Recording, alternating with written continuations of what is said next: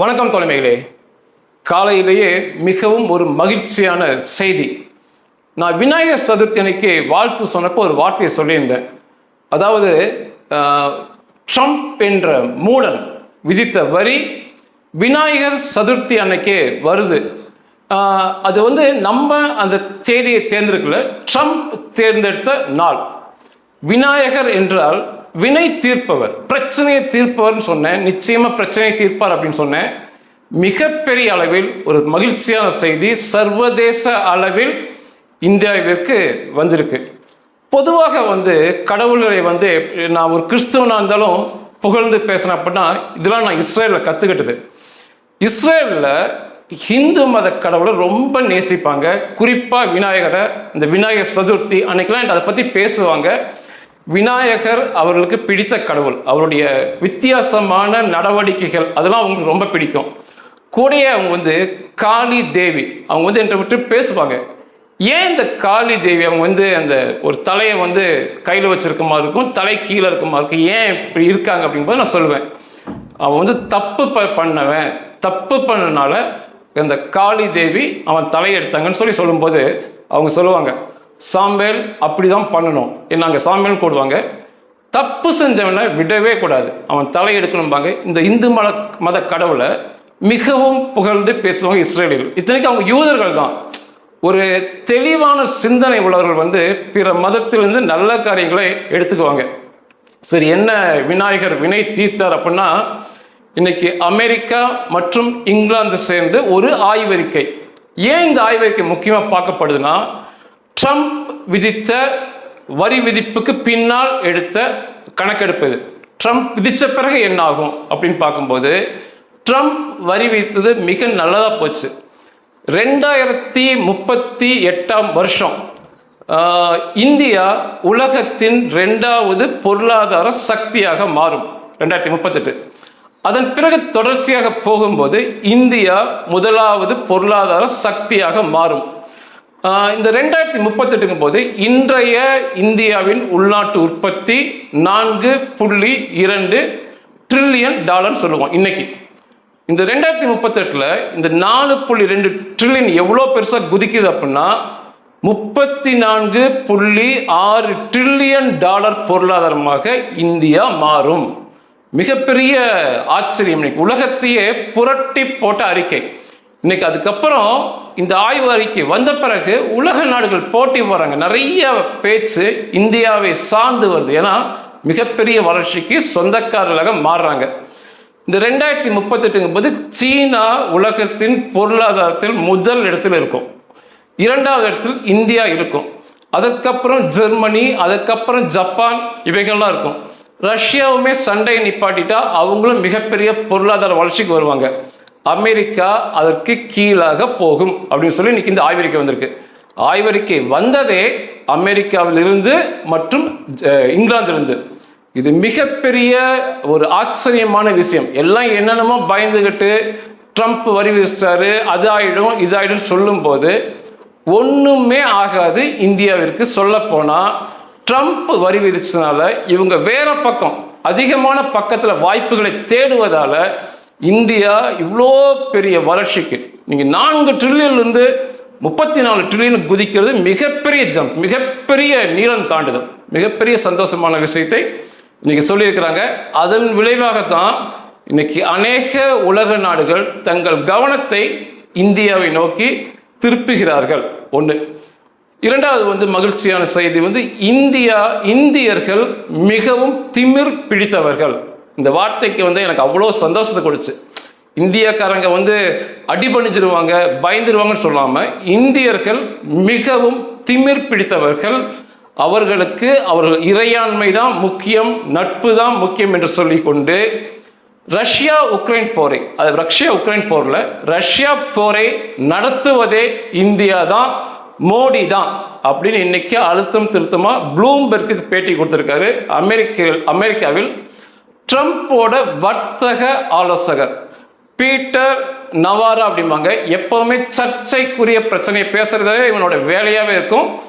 இவன் நிச்சயமாக ஒரு தகப்பனுக்கு இவன் பிறந்திருப்பான வாய்ப்பே கிடையாது. இந்த மாதிரி வார்த்தையை நான் உபயோகப்படுத்தவே மாட்டேன். ஆனால் அவன் சொன்ன வார்த்தையை கேட்டால் நீங்கள் இதை விட கோவப்படுவீங்க. இந்த ஒரு 2 மிகப்பெரிய மகிழ்ச்சியான விஷயம். இந்தியர்கள் திமிர் பிடித்தவர்கள், இப்படி தான் சொல்லணும். அடி பண்ணிச்சிருவாங்க, அவன் என்னமோ நினைச்சான், ஆனால் இந்தியர்கள் பற்றி இப்போதான் அவன் புரிஞ்சிருக்கான். ஆனால் ஒரு சின்ன திருத்தம், திமிர் பிடித்தவர்கள்லாம் அல்ல, நீ எப்படி வரையோ அப்படி பதில் நம்மகிட்ட இருக்கும். அதுதான் அவனுக்கு அது புரியல. நீ நல்லபடி வந்திருந்தா நாங்கள் நல்லபடியாக இருந்திருப்போம், நீ பிரச்சனை கொடுத்தா அதை விட 100 மடங்கு நம்மால் பிரச்சனை கொடுக்க முடியும் தான் இன்னைக்கு அவர்கள் புரிஞ்சிருக்காங்க. இந்த இந்த விஷயத்துக்கு ஆழமாக போறதுக்கு முன்னாடி இன்னைக்கு சில விஷயங்கள். மணிப்பூரில் நேற்று ஒரு ஆயுத குவியல் கண்டுபிடிக்கப்பட்டிருக்கு மணிப்பூரில். அதில் முக்கியமான விஷயம்னா அமெரிக்காவுடைய M16 அசால்ட் ரைஃபிள்பாங்க, தாக்கும் துப்பாக்கி பெருசு M16 10 குண்டுடன் பிடிச்சிருக்காங்க. அதே போல் அமெரிக்காவுடைய கை துப்பாக்கி அநேக குண்டுகளோட கைப்பற்றிருக்காங்க, கூட அநேக ஆயுதங்களை கைப்பற்றிருக்காங்க. இது ஏன் முக்கியம் அப்படின்னா, இந்த பயங்கரவாத குழுக்கள் எங்கே செயல்பட்டாலுமே AK-47 போன்ற 2ஆம் காப்பி டூப்ளிகேட்டை தான் பயன்படுத்துவது வழக்கம். இந்த M16லாம் அவ்வளோ எளிதில் வெளியே கிடைக்காது. அதுவும் இந்த மணிப்பூருக்கு இந்த பயங்கரவாத சக்திகளுக்கு M16ம் அவங்களுடைய கைத்துப்பாக்கி எப்படி இருந்ததுங்க சொல்லி மிகவும் ஆய்வுக்கு உட்படுத்த வேண்டிய விஷயம். அது ஒருவேளை 2ஆம் காப்பி 2ஆம் டூப்ளிகேட்னா கூட பிரச்சனை இல்லை. அது ஒரிஜினல் அமெரிக்காவுக்கு சொந்தமான M16னா இதன் பின்னால அமெரிக்காவின் மிகப்பெரிய சதி மணிப்பூர் பிரச்சனைகள் இருக்குன்னு சொல்லி புலப்படும். அது நேற்று தான் பிடிச்சிருக்காங்க, ஏகப்பட்ட ஆயுதத்தை பிடிச்சாங்க. இனி இது ஆய்வுக்கு உட்படுத்துவாங்க. அந்த M16 ஒரிஜினலாக இருந்துச்சு அப்படின்னா அமெரிக்காவுடையது அப்படின்னா இந்த மணிப்பூர் கலவரத்தின் பின்னாக அமெரிக்காவின் சக்திகள் இருக்குன்னு சொல்லி நமக்கு தெரிஞ்சுக்கலாம். அதே போல இந்த மாதிரி வரி விதிப்பு உண்மையாகவே தேசத்தை முன்னேற்றி செல்லும். ஆனால் அதுக்கு பதிலாக வருகின்ற செய்திகள் உங்களை குழப்பும் விதமாக வரக்கூடும். அது நீங்கள் ரொம்ப கவனமாக இருக்கணும். ப்ளூம்பர்கில் சர்வதேச செய்தி நிறுவனம், இந்தியாவில் அல்ல, அவங்க ஒரு கட்டுரை எழுதியிருந்தாங்க. அதில் இந்த ட்ரம்ப் என்ற மூடன் விதித்த வரி விதிப்பு மற்றும் ஜிஎஸ்டி ஜிஎஸ்டி மதிப்பை குறைப்பதை நம்ம சொல்லியிருக்காரு மோடிஜி. இதெல்லாம் இந்தியாவுக்குள் பிரச்சனை வரும், வேலை இழப்பு ஏற்படும்லாம் சொல்லி இந்த ப்ளூம்பர்கில் ஒரு கட்டுரை வந்துச்சு. இதில் முக்கியமான விஷயம் என்னென்னா, இந்த கட்டுரையை இணையத்தில் இலவசமாக படிக்கலாம்னு சொல்லி அவங்க சொல்லியிருந்தாங்க, ஃப்ரீயாக படிக்கலாம்னு சொல்லி. ப்ளூம்பர்க் செய்திகளை இலவசமாக படிக்க முடியாது, நீங்கள் சந்தாதாரர் ஆகணும். டாலரில் உங்களுக்கு நீங்கள் பணம் கட்டினா தான் ப்ளூம்பர்க் கட்டுரையை படிக்க முடியும். ஆனால் இந்த குழப்பம் ஏற்படுத்தக்கூடிய செய்தியை அவன் இலவசமாக படியுங்கன்னு சொல்லி கொடுக்குறான். எந்த அளவுக்கு நம்மை குழப்பக்கூடும் சொல்லி நீங்கள் புரிஞ்சுக்க. அதே மாதிரி தமிழக முதல்வர் இன்னைக்கு ஒரு பதிவு, 3000 கோடி வர்த்தக இழப்பு ஏற்படும் தமிழகத்தில், மத்திய அரசு அமெரிக்கா ஏதோ பேசணும் அப்படிமா பேசி அது ஒரு கட்டுரை வந்திருந்தது. தவறான புரிதல். 3000 கோடி பணம் போயிட்டு போகுது. நம்முடைய மொத்த உள்நாட்டு உற்பத்தி 34 ட்ரில்லியன் நோக்கி போயிட்டு இருக்கு. மிகப்பெரிய பாய்ச்சலை நோக்கி போயிட்டு இருக்கு.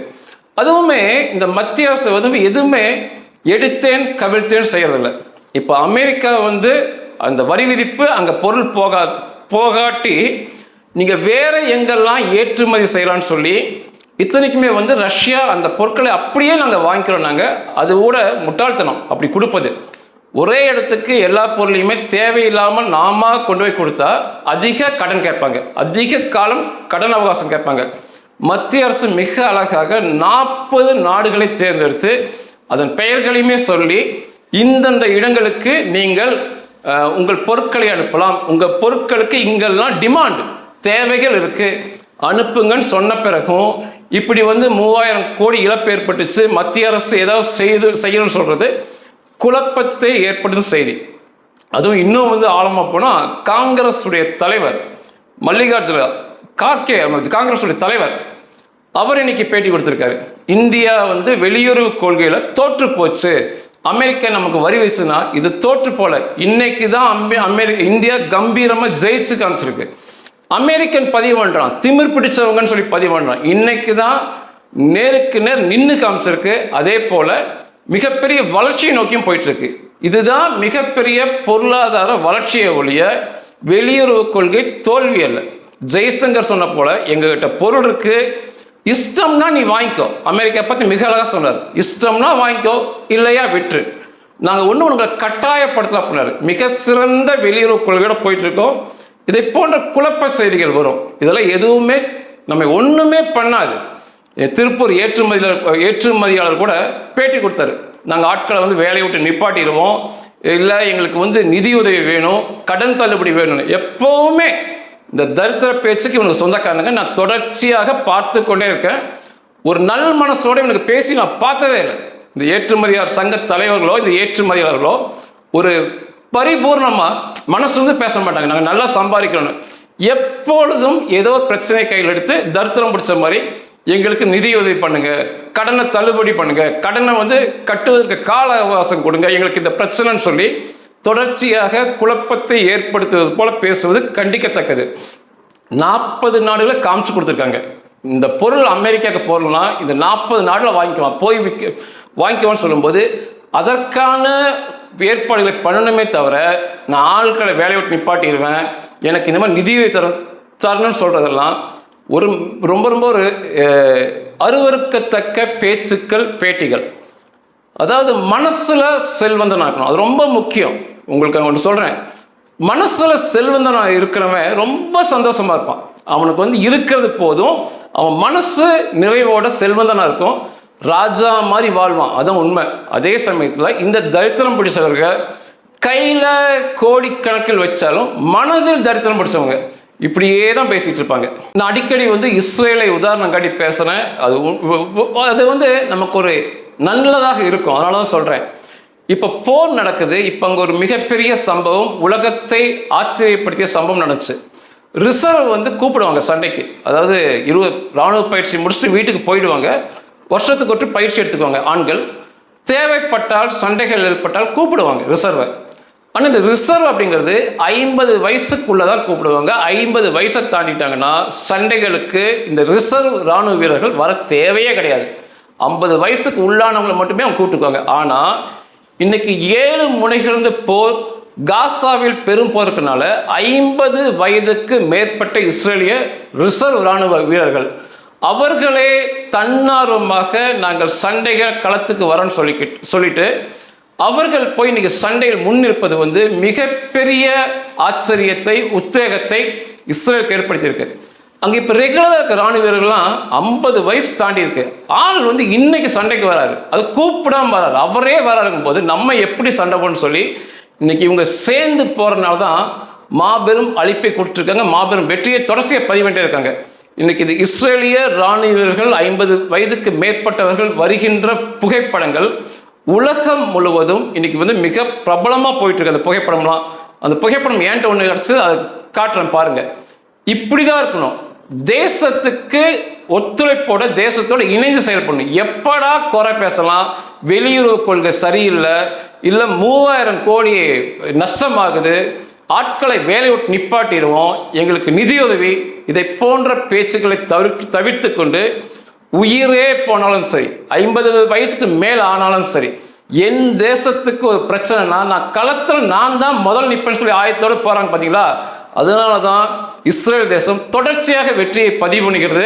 தொடர்ச்சியாக உலகங்கள் கம்பீரமாக மேலே போயிட்டு இருக்கு. அதை பார்த்து நம்ம கற்றுக்கணும். இந்த சர்ச்சை பேச்சு ஈனப்பிறவி, இந்த ட்ரம்போட வர்த்தக ஆலோசகர் பீட்டர் நவேரா, இவன் என்ன ப்ளூம்பர்க்கு ஒரு பேட்டி கொடுத்துருக்கான்.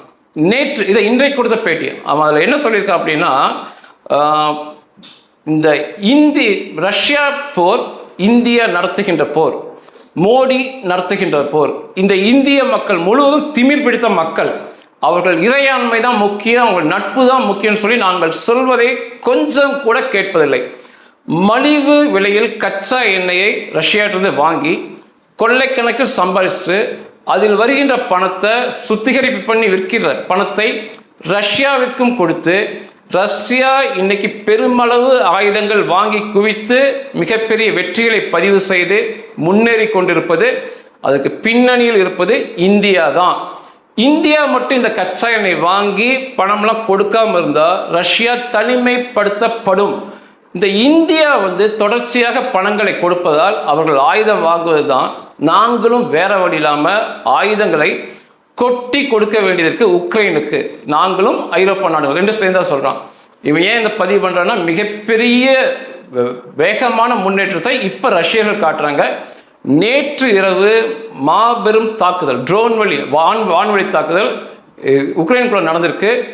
13 பேர் அப்பவே கொல்லப்பட்டாங்க. அதில் 3 குழந்தைகள். அந்த பலி எண்ணிக்கை மிக பெரிதாக இருக்குன்னு சொல்லப்படுது.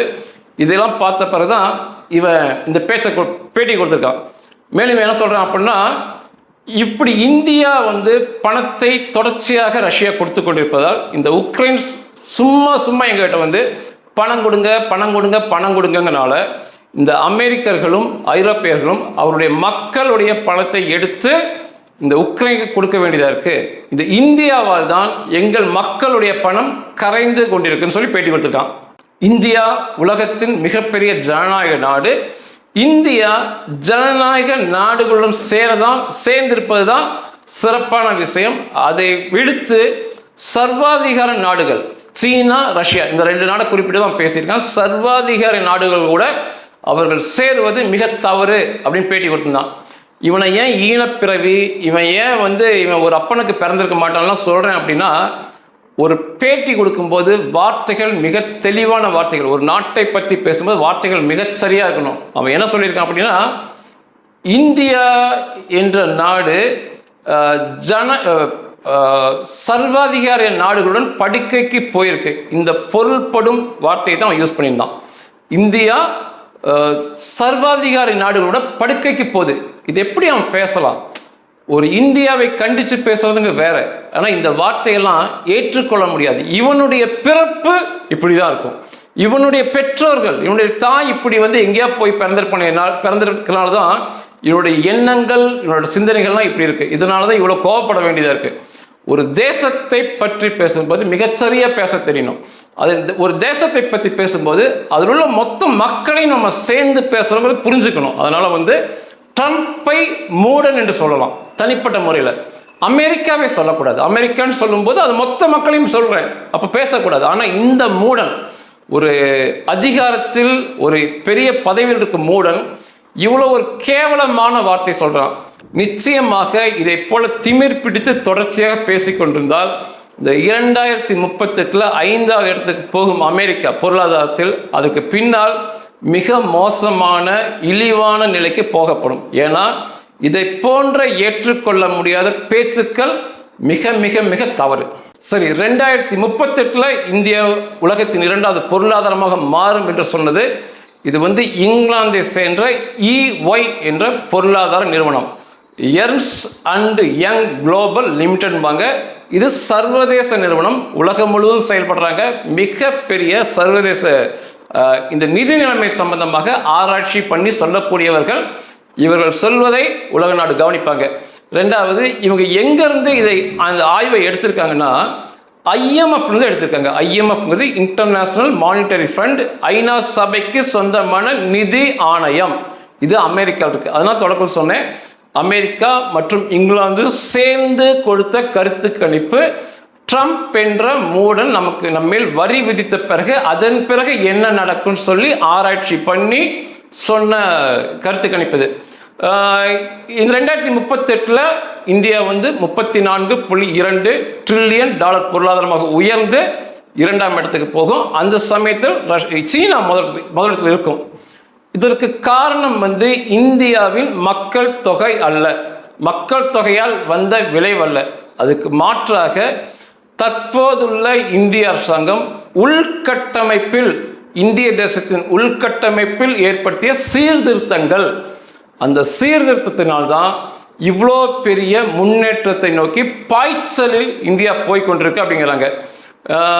இந்த 2025 4.2 ட்ரில்லியன் பொருளாதாரம், 2030 இன்னும் ஒரு 5 வருஷம் தான் 20.7 ட்ரில்லியனாக மாறும். கிட்டத்தட்ட 5 மடங்கு இந்த 5 வருஷத்தில் பெருகி போயிடும். அதற்கப்புறம் தான் 2038 34.2 ட்ரில்லியனாக போகும். இதெல்லாம் மிகப்பெரிய பொருளாதார வளர்ச்சி, இந்தியாவோட வளர்ச்சி. இந்த காலகட்டத்தை பார்க்க நாம் இருந்தோம் அப்படின்னா, நீங்கள் இந்த 2038 சொல்லும் போதெல்லாம் இந்தியாவில் உள்ள அனைத்து மக்களுக்கும் சொந்த வீடு இருக்கும், அனைத்து மக்களிடமும் சொகுசு கார்கள் இருக்கும், 2 சக்கர வாகனங்கள் இருக்கும், எந்தவித கடன் பிரச்சனையும் இருக்காது, மிக ஆரோக்கியமான உணவை சாப்பிடுவாங்க, ஒரு செல்வ செழிப்பான வாழ்க்கையில் இருப்பாங்க. நிச்சயமாக தொடர்ச்சியாக இந்தியா முன்னேறிட்டு இருக்கு. என் தாத்தாவை விட எங்கள் அப்பா நல்ல முன்னேற்றமாக இருந்தார், எங்கள் அப்பாவை விட என்னுடைய வாழ்க்கை முன்னேற்றமாக இருக்குது, என்னுடைய வாழ்க்கையை விட என்னுடைய பிள்ளைகளுடைய வாழ்க்கை மிகப்பெரிய முன்னேற்றத்தை போகும். இதே தான் உங்களுக்கும். நீங்கள் உங்களை பார்த்தீங்கன்னா இப்படியே தான் இந்த பொருளாதார வளர்ச்சி நோக்கி தான் போயிட்டுருப்பீங்க. ஏன் இந்த அசூர வளர்ச்சி இந்தியாவுக்கு சாத்தியமாயிருக்குன்னு அவங்கள சொல்லியிருக்காங்க. பொதுவாக இந்திய மக்கள் முதலீடுகளில் கவனம் செலுத்துபவர்கள், சேமிப்புக்கு சொந்தக்காரர்கள் இந்திய பெண்கள். அவங்க சொல்லியிருக்காங்க, இந்திய மக்கள், இந்திய பெண்கள் சேமிப்புக்கு சொந்தக்காரர்கள். இந்த சேமிப்பு இருக்கிறனால தான் ஒரு அவசர காலத்தில் இந்த பிரச்சனையை சமாளிக்க முடியுது. அதே போல் இந்த அரசாங்கம் முதலீடு செய்வதெல்லாம் மிக சரியான திட்டங்களில் முதலீடு செய்கிறார்கள். மூன்றாவது சாதகமான மக்கள் தொகை. இந்தியாவோட மக்கள் தொகை மிக சாதகமாக இருக்கு.